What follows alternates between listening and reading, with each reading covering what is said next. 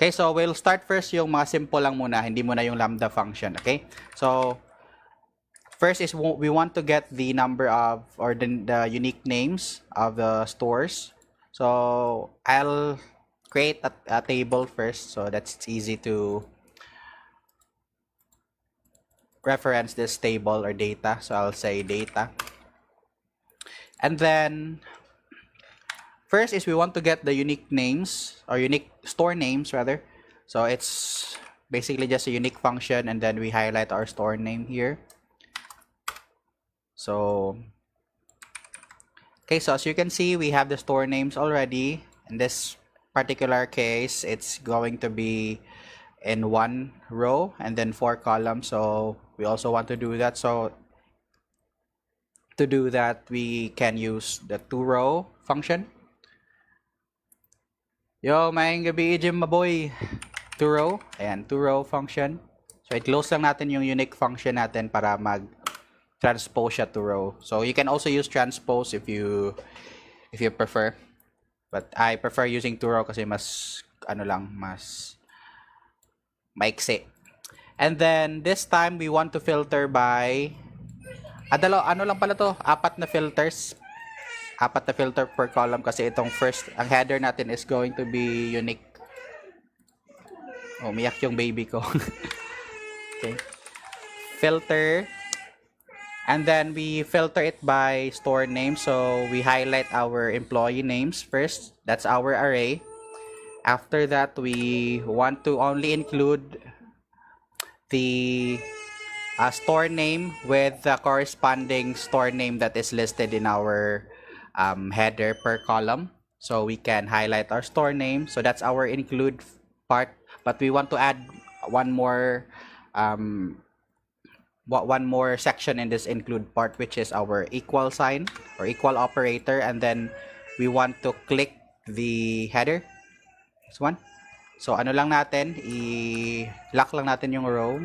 Doesn't really matter kung i-lock mo hindi, but i-lock natin yung row for para just to make sure. Okay, and then press enter. So it should get us those names right away. If we copy this over to the rest of the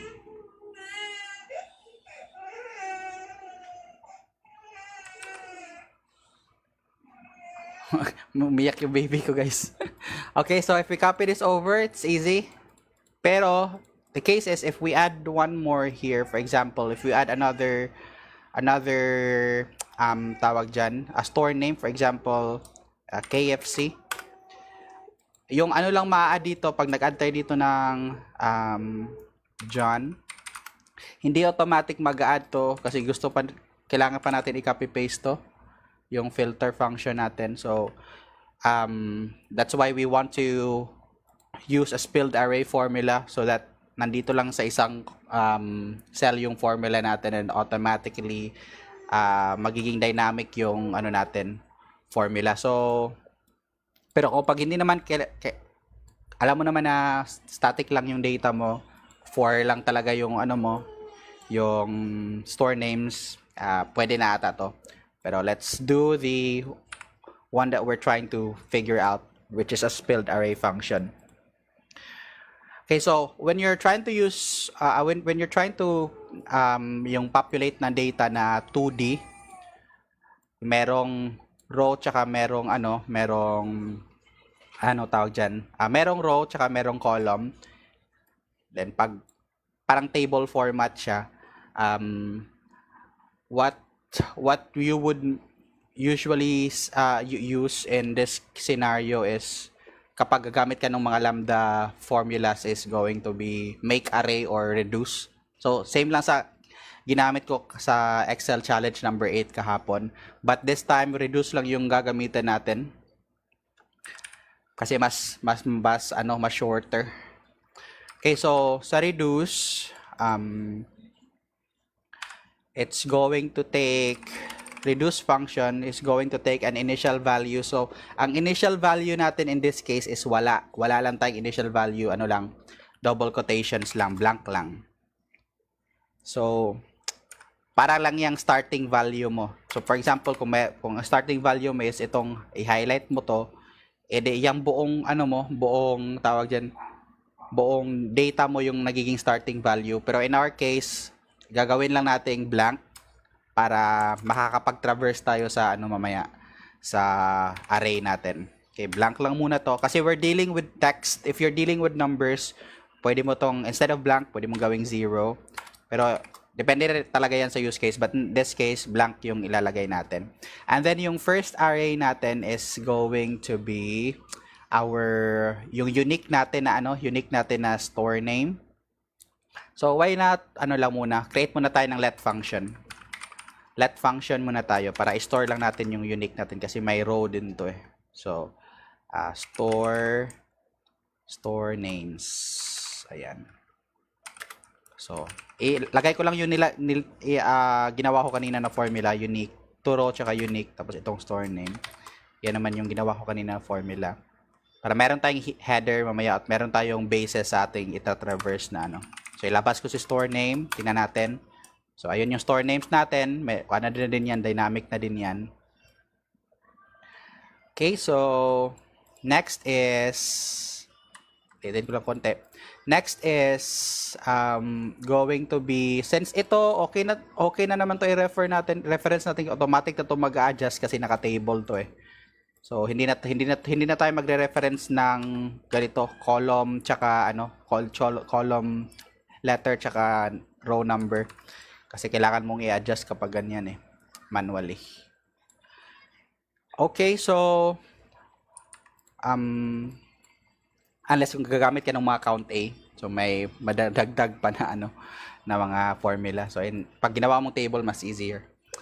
Okay, next is going to be our reduce function. So reduce lang. And then initial value ulit is ito, yung apostrophe, blank lang. Array natin is going to be our itong store names. Store names kasi siya yung hahanapin natin per row. Pero in this case naka-column siya, so it doesn't really matter kung naka-row siya or column, pero siya yung ita-traverse natin one by one. Titingnan natin per store name kung ilan yung tao or ano yung mga pangalan ng mga tao na naka-match sa kanya dito sa table natin. So, next, sa function natin na parameter is going to be lambda. So, lambda function. So, ang reduce sa lambda niya, meron siyang accumulator at saka value. So, kahapon nahirapan talaga ako mag-explain sa reduce tsaka accumulator, pero binasa ko ulit talaga yung reduce na function para ma-explain ko ng maayos. Okay? Alright, so, ang first value ni accumulator, guys, ay ang accumulator is siya yung basket, tapos si value naman is siya yung value per for example, in this case natin is yung per header niya kasi ito yung ginawa natin na store na array eh. So value niya sa array niya 1 by 1, yan yung value. Sa accumulator, yan yung nilalagay niya yung value pag after niya ma-access yung isang value. So punta niya sa next, ilalagay niya sa accumulator, tapos pag next na naman ilalagay niya sa accumulator. So kapag naglagay ka dito ng mga addition, magiging total running number siya. Magiging total running number. Pero kapag hindi ka maglalagay ng mga addition, mga ganyan, hindi lang total running number. Yung lang pinagpapalit-palit niya lang yung value every time nag-next value tayo. So, let me show you. So, ilagay ko dito si val. Ayan, si val lang yung i-reflect natin sa lambda natin, ha. Ang expected natin na value dito is Encanto Pares kasi siya yung last. Let's see kung tama yung ko. Yun nga, si Encanto Pares yung natin. Ay, bakit ito to yung names? Teka lang. Ito kasi yung guys, yung names kanina pero pinalitan ko ng store name. Lang. Mali yung sa natin, expected output natin. Tanggalin lang natin to. Ayan, tama naman to. Smart, okay. Tanggalin lang yung formula. Okay, pinalitan ko lang yung store name kasi sa ano, sa data talaga na yung yung tawag diyan challenge talaga is yung mga cities yun eh. Alright, so ito si value. Ang si value guys ay si reduce para lang siyang scan na function. Scan is ganito guys, si scan. Initial value is blank pa rin tayo. Ang array natin is going to be unique nito. So, unique nito. Same lang sa nilagay natin sa ano, sa reduce. Pero si reduce is nire-reflect niya lang yung last output. Si scan naman, i-reflect niya lahat. So, value, tapos, ilalagay natin dito si val. So, as you can see, ni-reflect ni scan lahat. Ayan. Pero si, ano guys, si reduce, ito lang, yung last lang, or yung final output lang yung ano, ng accumulator, yung i-reflect niya. So, kapag sinabi natin dito sa scan na, accumulator, and value. So, i-combine natin sila. So, as you can see, sa scan, first is Diwata Pares, tapos naging Diwata Rosmar Pares, tapos naging Diwata Ros Pares Eking Spaklay. So, naging ano siya, nag-combine lang siya. Tingnan natin si ano guys ha, kapag same natin yung ginawa natin, accumulator and value, yung ilalagay natin dito. Tingnan nyo, anong lalabas? Ito yung lalabas, yung last. Di ba? Magkapareho. Ito, yung last ng scan at saka si reduce. So, yung si reduce, yung final lang na output yung ilalagay niya. Hindi niya na ipapakita tong mga ano, mga tawag dito, mga steps na nangyayari sa accumulator. So, sa accumulator, as you can see, ina-accumulate niya lahat ng values mo. So, kung ano yung reset na values mo, yun yung i-reflect niya next. Yun. So, kapag dito naman sa ano, para ma-stack natin to si ano, para lumabas yung ano niya, para lumabas yung mga values ni ano dito, yung mga paganito niya ni reduce, is gagamit lang tayo ng h-stack. Pero in this case, since si accumulator, hindi naman tayo mag-a-add dito, i-try muna natin i-v-stack pala to. Try natin i-v-stack to. Kung lalabas ba yung ano, step by step. Hindi pa rin. Pares. Tama. Yung last pa rin. Try natin i-accumulator, tapos accumulator value. Ayan. So, lumabas yung ano niya guys. Value lang pala ilagay natin dito. Kailangan natin yung accumulated value para makita natin yung mga step by step dito. So, una, nilabas niya yung ano lang, first part na accumulator value, which is ito lang, yung mga first lang na part. Tapos, kinumbine niya yung mga pangalawa. Kinumbine niya yung, nagko-combine niya si first, tsaka si second, tsaka si third. Pinagko-combine niya yan. Tapos, yung every time na mag-output siya, yung accumulator lang yung ina-output niya. Ganyan yung sa reduce. Pero since vini-stack natin to, kaya sobrang dami nang lumabas. So tanggalin muna natin to yung and natin. Lagay lang natin v-stack yung accumulator tsaka value. Ayan. So pag vini-stack mo si accumulator tsaka value, ito lahat ng value dito is galing to kay accumulator. Itong mga ni-release na data dito is si accumulator to. Pero yung mga value na nakalagay dito is galing to kay value natin na parameter. So, ang nangyayari dyan is ito.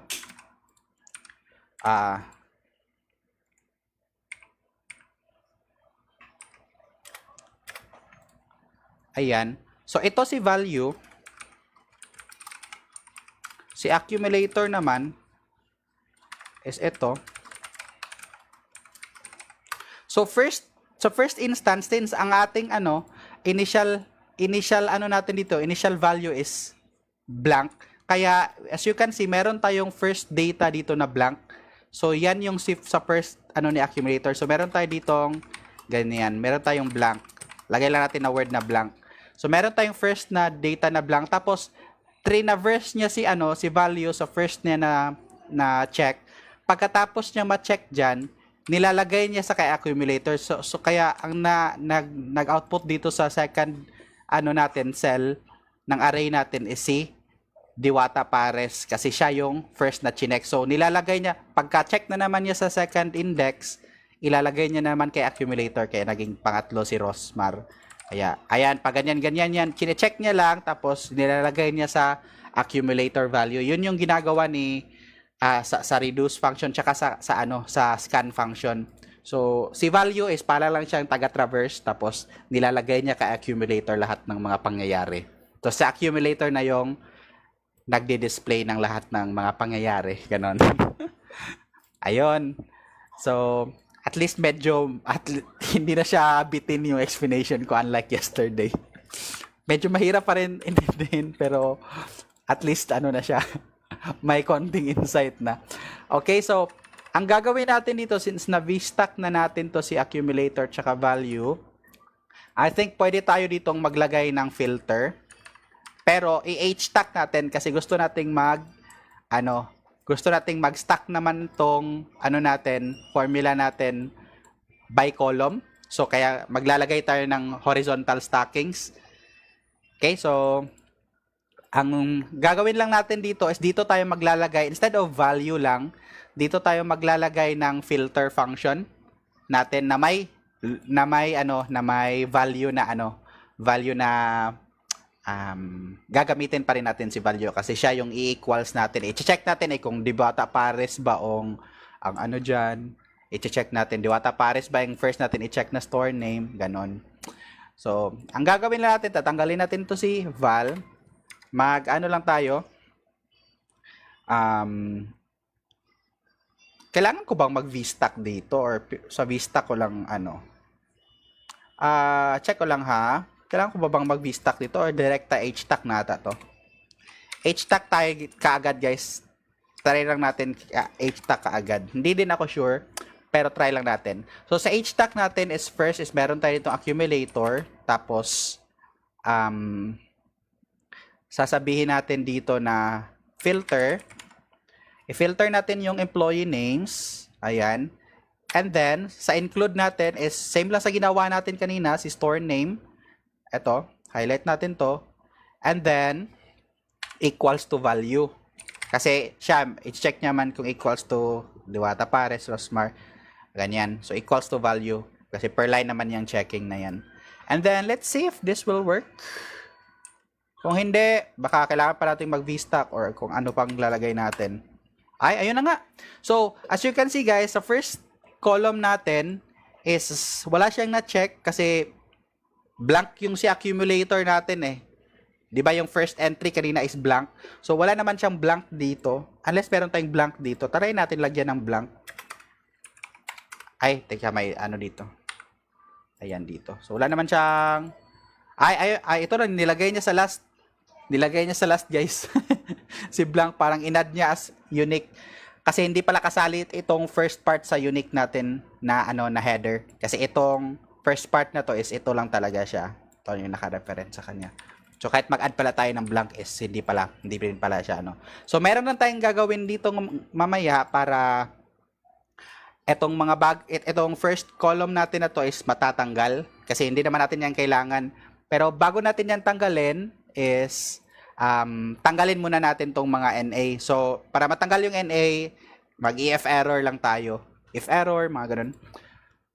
So, mag-if error tayo dito sa reduce natin na function. So, pwede din natin tanggalin na lang natin muna yung first column before tayo mag-if error. So, para matanggal yan guys, is going to be yung drop function lang. So, ganyan lang. Pero incorporate natin to sa actual data natin. So, highlight natin yung array. Tapos, rows sa second parameter is rows. Wala naman tayong tatanggalin na rows dito. Column lang. So, column, punta tayo sa next part, column. So, first column yung tatanggalin natin. Kaya number 1 yung ilalagay ko. So, as you can see, ito na yung gusto natin. Pero tatanggalin lang natin yung mga error, yung mga NA. So, yun lang yung i-apply ko dito sa lambda natin sa reduce natin na function. Ilalagay ko siya sa drop. Ayan. Drop muna bago mag-reduce. Tapos dito is Ayan, comma, tapos ay hindi pa rows kasi columns yung gusto nating i-access, comma ulit. Ayan, columns na. Tapos lagay tayo dito number 1. Tapos comma, ay close parenthesis, tapos close parenthesis. So ayan, okay na tayo sa data natin dito. Ang next naman natin is going to be yung if error natin. So mag-if error, again, close natin tong drop tsaka reduce natin na function sa if error. So if error lang dito. Ayan, if error to. Punta tayo dito sa dulo, tanggalin muna natin tong close. So value natin if error muna sa if error is ito. Tapos ang next natin na parameter is blank lang. So ayun lang, ano lang, double quotations lang. Tapos close natin yung if error natin na function, tapos close natin yung let function. So as you can see, goods na yung ano data natin. Next na lang natin na i-add is yung header natin. So meron na tayong header dito which is yung store name natin. So pwede natin ilagay ko lang tong result natin sa result na variable para kapag sinabi kong result dito sa baba, si result yung lalabas. Ay, teka. Ayan si result. Kapag store names naman, yung i-display ko dito, yung store names yung lalabas. So pwede na natin tong i-vstack. Combo na lang natin to si store names para si store names yung nasa taas tapos sa baba niya yung result. Ayan, si result. Tapos close. Tapos goods na tayo dito. Okay na to. So kapag nag-add tayo dito ng data, for example, ano ba, KFC. So mag-add siya ng KFC dyan tapos pag 0 ang nakalagay kasi wala pang data to eh. So naglagay tayo dito ng John. Ayan. So, si John na, John A. So, automatic na mag-a-adjust. Unlike kanina yung manually natin kinapy-paste yung data, hindi siya automatic na mag-a-adjust. Pwede naman yung automatic kapag in-equals if is not blank mo dito sa taas, mga ganun. Pero, meron na siyang dito, formula kahit wala pang data dito na nakaabang na yung formula doon, pag ganun. So, pag change natin ito sa KFC, ayan. Ayan, napapalitan. Ay, napalitan yung isa. Tatanggalin natin si Joseph tsaka Jessica sa kay lagay natin sa KFC. Ayun. So, automatic na mag-a-adjust. Goods na goods ba yung mga natin dito? Mga example natin dito sa buhay. So, mag-add tayo dito ng name. Ibahin natin yung mga name. Automatic din yan. Sarah G. Yan, Sarah G na iba din. Si Michael V. Ayan, si Michael V din. Alright, so, meron ba kayong questions? Related or unrelated bago ako kumain? Kasi nagugutom na din ako.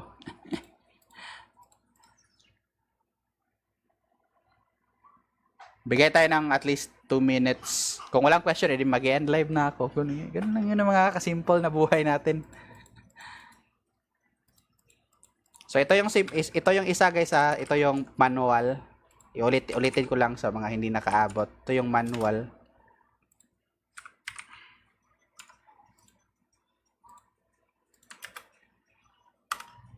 Oops, ano yung missing? Ay, closing parenthesis tapos filter names, filter by the store name is equal to yung store name dito. Ayan yung manual guys, copy paste. Ito yung isang formula lang, pag dinilit mo to, wala kaagad lahat. Kasi ito walang formula to eh. Ayan, mag-error siya. Ilil na Betse, tanong daw.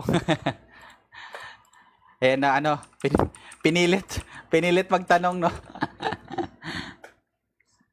Oh, pag meron kayong tanong nyo lang guys. Pag baka kaya kong answeran. And so, kapag naman simple lang yung gagawin nyo. Ito, maganda to pag maraming data na dynamic. Yung hindi ka mag-expect na may mga bagong entry na naman. Ganyan. So, maganda to gawin. Pero kapag, alam mo naman na ito lang yung static na formula, tapos hindi ka sanay gamamit ng lambda function, pwede naman ganito. Noon, ganito lang din yung ginagawa ko noon eh. Hindi pa ako, gumagamit ng lambda function. Ngayon nga, hindi pa ako masyadong magaling gumamit ng lambda function. Pag nakita niyo yung guys, yung mga nasa YouTube na mga Excel Excel competition. Parang hayo. Parang, okay. Baguhan pa ata ako sa Excel. Grabe yung mga ano guys. Yung gumagamit ng mga intersect guys, yung at, yung mga ganyan. No? Ayan, mga intersect. Saan ka naka-intersect na column? Pwede din row to eh. Ayan o. I-reflect niya kung saan naka-intersect. Gumagamit ng ganyan guys. What if galing siya sa other sheet? Kapag galing naman sa other sheet, okay lang. Same pa rin. Pwede pa rin yung ano. So, punta tayo dito. Pwede mo nga to i-cut eh. I-cut mo lang to sa other sheet. Pwede pa rin yan. Mag-work pa rin yan. So, gawin natin, gawin natin ulit sa other sheet para ano. Copy lang natin tong ano. Pwede mo talagang i-ano to sa other sheet. As long as yung reference mo, since yung reference ito ang nakaganda guys kapag yung data natin is nilagay natin sa table at meron kang master sheet. Ito naman kung gusto mong may mga techniques kasi na kung gusto mong ganito tapos one by one per sheet siya, ito. Pwede mo din gawin 'yan. Filter ka lang. So, for example, sa kay Diwata Pares. Zoom in ko lang konti. Yan. Diwata Pares. So, dito ako mag-filter sa kay ano. So, for example, ito yung master sheet mo ha. Ito yung first sheet natin, yung master sheet. So, ito lang yung i-filter mo. Maganda kasi guys kapag naka-table yung data mo kasi hindi mo na kailangan i-access, hindi ka na kailangan mag-click-click doon sa sheet. Baka ganyan ka na lang. Pinangalanan natin yung table natin as data. So, magsabi na ako dito na data. Tapos, yung column header natin or column name, which is yung employee names, ganyan. Tapos, yung ini-include lang natin is si data based on store name equals to Diwata Pares. Ayan. So, lalabas pa rin yan. Ayan. So, kung gusto mo namang i-include lahat yung employee name tsaka store name sa output para automatic na siya. Dito. Sa ano mo dito, sa data mo dito, i-select mo lang yung mga columns na gusto mo. Pwede mo naman yung maganyan, oh. Tapos, data,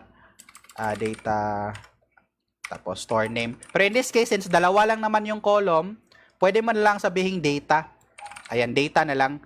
Unless kung merong merong mga other columns pa dito. For example, merong column dito sa gitna. Ayan lang. Ito is hindi mo to kailangan na column. For example, hindi mo to siya kailangan. Kapag data lang kasi yung gagamitin mo dito, masasali siya yung pangalawang column. Pag hindi mo yan gusto, sabihin mo lang dito na choose columns. Ayan, choose calls ka lang tapos column 1 tsaka column 3. Yung kukunin mo lang o yung i-display mo. So, ayan yung mangyayari. So, sa another sheet naman, magano ka lang. Pero, guys, kapag ganito yung gusto nyong gawin, kapag gusto nyong segregate yung mga information per sheet, I would suggest na mag-ano na lang kayo, Power Query. Mas madali lang naman mag-Power Query kapag hindi ka na magta-type ng formula din, mag-ano ka lang, right-click, click mo lang yung interface. Ayan, so dito si Diwata, tapos dito naman, next naman, for example, next si, Rosmar. Ganun lang, kapag Rosmar. So, kapag, for example, ganito naman, naka-segregate yung mga data mo, tapos gusto mo siyang i-consolidate sa isang master sheet, I would suggest na Power Query yung gagamitin mo. So, for example, meron kang data dito na, for example, ito si Diwata. Tanggalin natin yung formula dito. So, ito si Diwata. Nalimutan ko kung anong Excel challenge yun, yung meron akong consolidated na consolidation na ginawa. Rosmar Pares, tapos ano ba to? Store name. Name is so ito is gawin natin name. Itong name ito. So kapag magko-consolidate kayo ng sheet guys, it's either i-clean nyo muna dito sa dito sa sheet mismo, dito sa individual sheets nyo, or doon na lang sa Power Query. Pero I would suggest na dito nyo na lang i-clean yung mga mga labels nyo dito before nyo i-import sa Power Query para hindi na kayo magre-rename doon ng column headers. Pero may instances kasi na namamali yung mga column headers dito po. So may mga technique na gagawa ka ng dictionary mo o yung table mapping mo para i-list mo yung mga column name. I-correct mo ba, for example, sa isang table, instead of store name, sinabi niya lang na S name, ganyan. So, gagawa ka lang ng parang all, tapos correct, ganyan. Tapos, ito, sabihin mo store name. Tapos, i-reference mo to sa Power Query. Pero may mga formula ka na gagamitin nito para ma-achieve mo tong mga ganito na automatic siya dynamic siya na magko-correct ng names doon sa Power Query. So, hindi ako confident masyado magturo ng Power Query. Pero pag simple lang na Power Query, yung mag-consolidate lang, yung clean na yung data mo, dali lang naman to. Punta ka lang sa ito, pangalanan natin to is as Diwata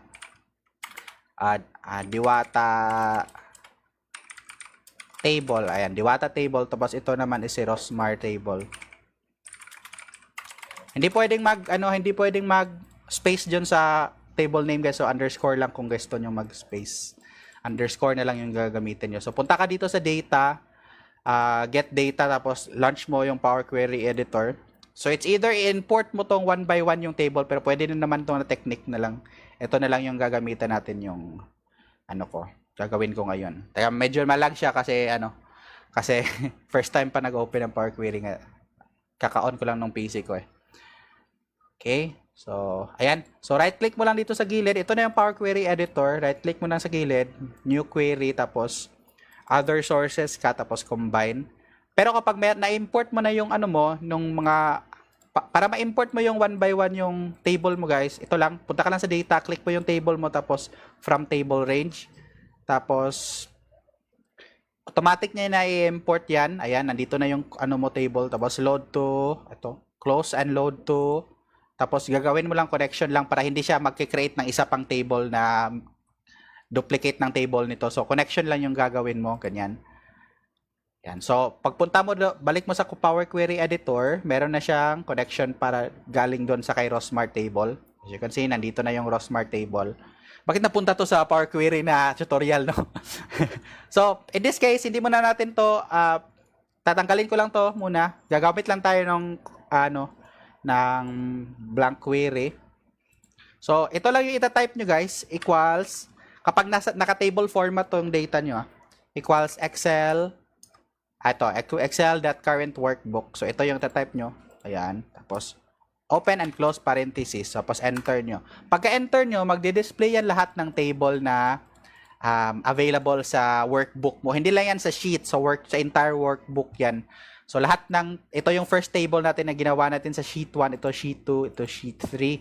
So, ang gusto nating i-import lang guys is yung Diwata table tsaka Rosmar table. So, in this case, sasabihin ko lang na i-filter ko lang dito sa name as contains yung underscore table na underscore table na name. Para ito lang yung mga may underscore table lang yung i-capture natin ng data. Hindi natin isasali yung main natin or yung master list natin nga ginawa natin kanina. Ayan. So, pag filter natin dyan, okay na yan. Tapos, lang natin to? Pindutin lang natin tong, ang tawag dito, left and right arrow naka-symbol nito eh. Pero ito is parang combine. Or expand pala, expand. Anong combine pa nagsasabi ko. Tatanggalin ko lang yung use original column name as prefix kasi gusto ko lang name tsaka store name yung header niya. So, since same yung headers natin sa dalawang table, automatic na yan i-recognize na Excel or ni Power Query na, okay, i-combine mo, i-append mo, so magsta-stack yan sila. So, first natin is si Diwata table, so nasa baba si Rosmar table. Ayan. So, as you can see, meron ditong si Diwata table yung mga first entries, tapos si Rosmar table yung nasa baba na entry. So, na-mix na natin sila. Ito, pwede natin to pag kin-close and load to mo to, automatic na to. Pwede mo din itong i-delete itong, since itong name is created naman to sa ito yung name ng table mo eh. Pwede natin to i-delete. remove lang natin to. Gusto natin i-maintain tong dalawa. So right click natin to tapos remove other columns para matanggal yung hindi natin hin-highlight. Ayan, tapos close and load to, or pag close and load lang yung ginawa mo, magki-create siya ng table sa new worksheet. So magki-create siya ng new worksheet. Kapag naman close and load to, pwede mo i-select kung saan ka magki-create ng table, or kung pivot table lang yung gagawin mo, or connection lang. Depends on you. Pero close and load to yung gagawin natin kasi gusto natin mag-create siya ng isang sheet para sa compiled na data na natin, itong dalawa. So, pakita ko sa inyo guys gaano ka ano. So, ito na yung ano natin, yung sheet natin na ginawa, yung combined. May Diwata Pares tsaka Rosmar Pares. And hindi pala natin na-rename yung ano natin, yung query names. I-rename lang natin compiled or consolidated. Sabihin lang natin consolidated. Tapos ito, sabihin natin, i-rename lang natin to. I-double click nyo lang guys para ma-access nyo yung editor, tapos employee name. So dito na natin iibahin sa consolidated natin mismo yung yung header. Ayan. So it should update. Ayan. So for example guys, if mag-add kayo ng isang sheet pa, another sheet. So ito yung consolidated natin. Pag mag-add kayo ng another sheet, kapihin ko lang yung information dito ni KFC. Ayan. So another sheet tayo para kay KFC. So ito is name, tapos ito is store name. Tapos ito is KFC. KFC. Tapos gagawin ko tong table. Tapos niname ko siya ng KFC. Tapos dapat meron pa din yung underscore table para i-recognize ni consolidated query natin na kasali siya sa i-consolidate natin. So, ayan. Kaka-create lang natin to na sheet, na table tsaka sheet ha. Hindi ko na nga ito i-rename. I-rename lang natin just to make it clean.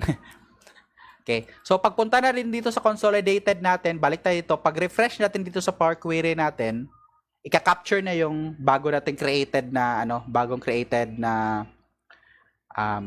table, yung si KFC. So, refresh na natin. So, as you can see, nandito na kaagad si KFC. Yun, meron tayong mga, di ba? Medyo dynamic yung mga buhay natin. So, ayun.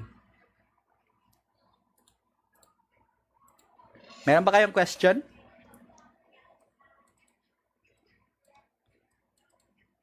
So, Raymark, ayun lata. Na-explain ko naman yung pag-separate tsaka pag-consolidate. Meron ba kayong question before I end live? Galing dito na sa filter lang na no? Next more Power Query. Hindi ako masyadong magaling sa Power Query guys. Yung mga lang din sa akin. Yung basic lang din na na tawag dyan sa Power Query. Tapos yung madalas lang ako sa UI lang ako nag-access Tapos minsan nagsisearch para sa formula, para sa M-code. Kasi minsan kailangan mo talagang gumamit ng M-code. Hindi mo iiwasan. So pwede ka lang mag-search din. Pwede ka lang din mag-chat GPT. Yan ang ginagawa ko pag hindi ko kaya. ChatGPT guys, magaling si ChatGPT guys. Maraming solusyon na ino-offer. Sabihin mo, mali yung solution mo, magbibigay siya ng another solution. Ganun guys. Pag tamad kang mag-Google. Wala na ba kayo questions dyan? 1 minute, 1 more minute. Pag 9:33, pag wala pa rin, hindi. Mag-end live na ako. Medyo gutom na tayo eh.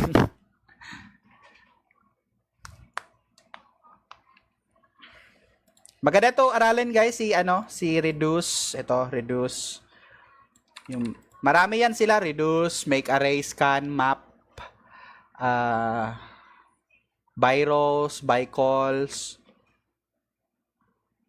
Si kasi guys, gusto ko sanang by row yung gamitin ko kaso si by row hindi siya nagre-release ng multiple columns na result. Si Byro, so one column lang yung result niya.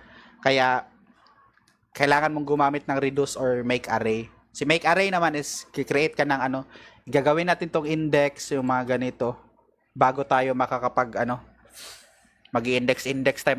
Mahaba yung formula, tapos hindi ko sure kung kaya kong gawin din. So, yun na guys. Yeah.